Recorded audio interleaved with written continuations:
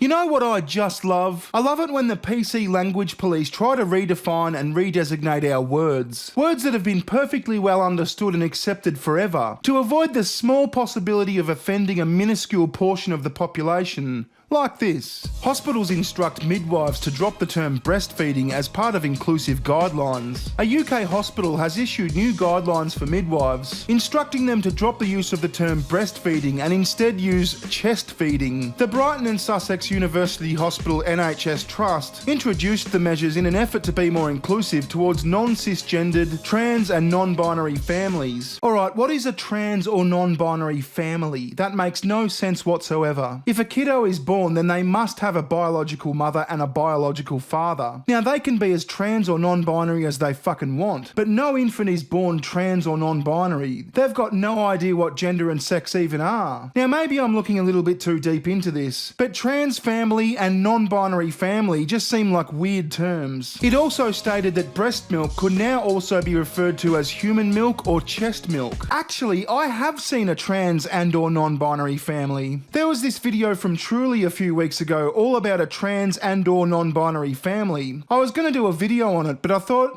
you better fucking not, because you'll probably get some sort of strike for targeting kids or something. It also stated that breast milk could now also be referred to as human milk or chest milk, and has stipulated that its maternity care department now be called perinatal services. Oh, perinatal services, okay, whatever. But I don't understand who's being offended by breastfeeding and breast milk. Like, let's say there's a trans guy, a dude who used to be a chick, and you decide to have a baby and then breastfeed that baby, then you obviously have to do that from your breasts, right? Like, you know when they get their titties cut off, can they even breastfeed then? Okay. Can trans men who have their titties cut off still breastfeed? Question mark.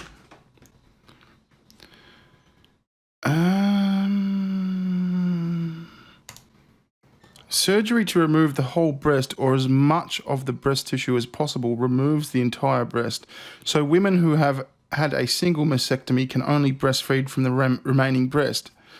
Women who have had double mastectomies will not be able to breastfeed because both breasts are removed. So there you go.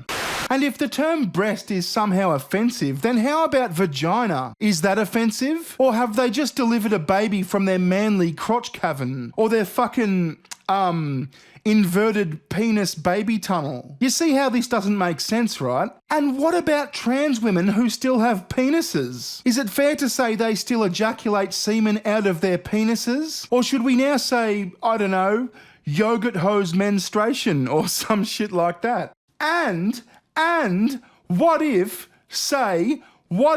a dude is sitting there in hospital next to the mum and his new baby and pulls up his shirt and says, okay, let's give this chest feeding thing a try. I mean, are the midwives obligated to take him seriously and try to latch the kid onto his nipple? This could get stupidly confusing and there's just no point. The term father has also been changed to second biological parent or co-parent, while woman has been adjusted to include woman or person. The hospital is believed to be the first in the UK to bring in such guidelines, as what it said was an important first step in becoming more welcoming of non-traditional families. At BSUH, we acknowledge the additional challenges that gender identity can have on pregnancy, birth and infant feeding, the hospital said on its website. We recognise the importance of providing inclusive, respectful perinatal care to all pregnant people and their families. We are proud to care for trans and non-binary, including agender, bigender and queer gender people as birthing parents and co-parents, and to celebrate and affirm their journey to parenthood. Yeah, hang on, I find that a little bit problematic actually. I am a parent, not a co-parent. Co-parent just sounds a little bit like deputy parent or something, you know? Like on an aeroplane, the pilot is the man, he's the captain. Or she's the captain, I guess. But the co-pilot is kind of like an assistant pilot, right? I am not a co-parent, I am not happy with these linguistic changes. The hospital has attracted some backlash on social media from people who believe the new measures diminish the role of a woman in childbirth. However, a BSUH spokesperson addressed the criticism on Twitter answer saying it wasn't the case. Our approach has been carefully considered to be inclusive of trans and non-binary birthing people without excluding the language of women or motherhood, the hospital tweeted. Okay, well if you're not excluding the language of women or motherhood, then these changes obviously aren't compulsory, and if they're not compulsory, why is there a fucking language guide? This doesn't make any sense, fuck you. Anyway, this video does have a sponsor, it is VirtualShield. I will now play you an ad.